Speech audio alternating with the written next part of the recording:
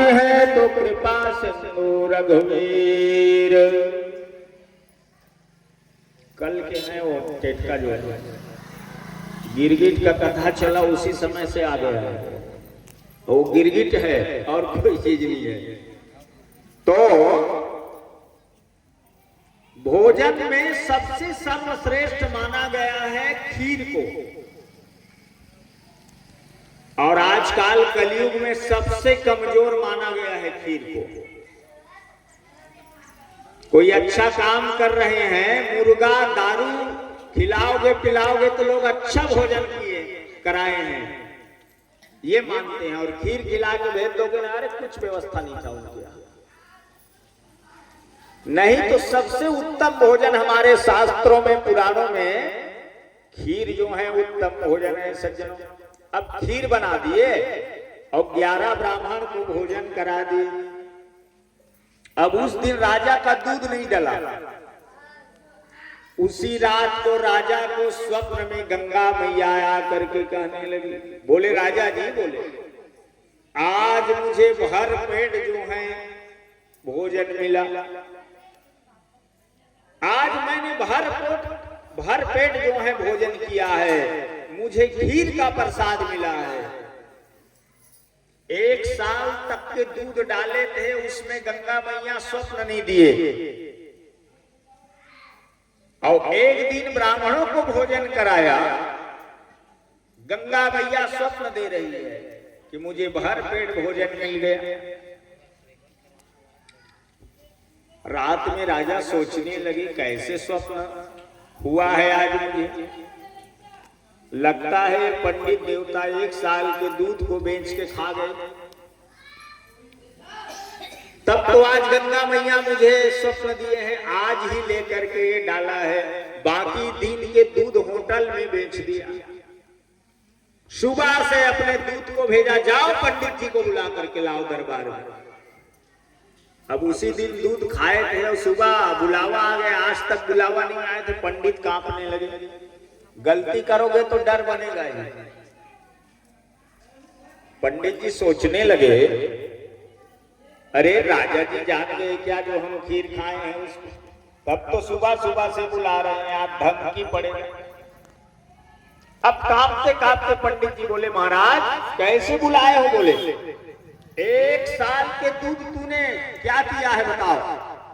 बोले महाराज मैं सच बता रहा हूँ, 1 साल का दूध मैंने गंगा जी में जा करके भेंट किया, और कल मेरे घर में पहुना आ गए थे, इस कारण से दूध को हमने खीर बना करके ब्राह्मण लोगों को खिला दिया।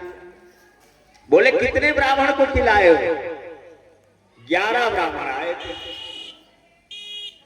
11 ब्राह्मण के खाने से गंगा प्रसन्न हो गई। कहे सुनो आज से दूध डालना नहीं है, 108 ब्राह्मण देवता खोज करके रोज मेरे घर में लाओ, मैं रोज खीर बनवा के खिलाऊंगा, जाति गंगा मैया जो है प्रसन्न रहे। तो कहने का भाव यही है, भगवान कहते हैं मनसा वाचा कर्मणासी ब्राह्मणों की सेवा करोगे, इनकी समान दुनिया में और कोई पुण्य जो है नहीं है। पुण्य एक जग में नहीं दूजा, अब मन क्रम वचन विप्रपद पूजा। पहला नंबर यही पुण्य है, ब्राह्मणों की पूजा। इसीलिए भगवान ने सुदामा जी का बहुत पूजा किया, और अपने समान भगवान सुदामा जी को जो है बना दिए। कुछ दिन वहां सुदामा जी रहा। बोले महाराज चोरी कार्य में तो तुम बड़ा प्रवीण हो, तेरा बाल्यकाल का आदत है, ऐसे ही गुरु माता के चना को तूने जंगल में खाया। चना की कहानी उसको सुनाना चाहिए, और ये पोटली को भी दबा करके रखा था, जो प्रेम रूपी अमृत में पका हुआ चावल है। ये साधारण चावल नहीं है, जिनको उधारी में मांग करके लाया गया है, और वो भी प्रेम में भेंट के लिए लाया गया है। बोले हे विप्र सुदामा तुम क्या सुंदर तंदुल लाए,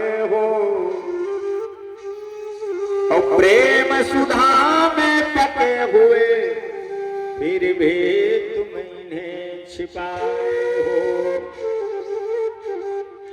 ये प्रेम रूपी अमृत में पका हुआ है, इसलिए चावल जो है बड़ा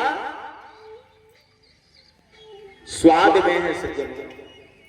आज तक कोई खाली चावल खाए हो क्या बताओ? है? एक आध दाना की अलग बात है कि माता लोग अपना चावल साफ करते करते एक आध दाना ऐसे मुंह में डालेंगे, वो अलग बात है। कोई मुट्ठी में भर भर के चावल खाए? चावल किसको चबाया जाता है? बलिदानी पशुओं को। मुर्गा है, बकरा है, सुअर है, पहले देवता के सामने उनको चावल खिला, तो चावल बलिदानी को खिलाया जाता है। परंतु भगवान आज स्वयं जो है चावल का भोग लगाया।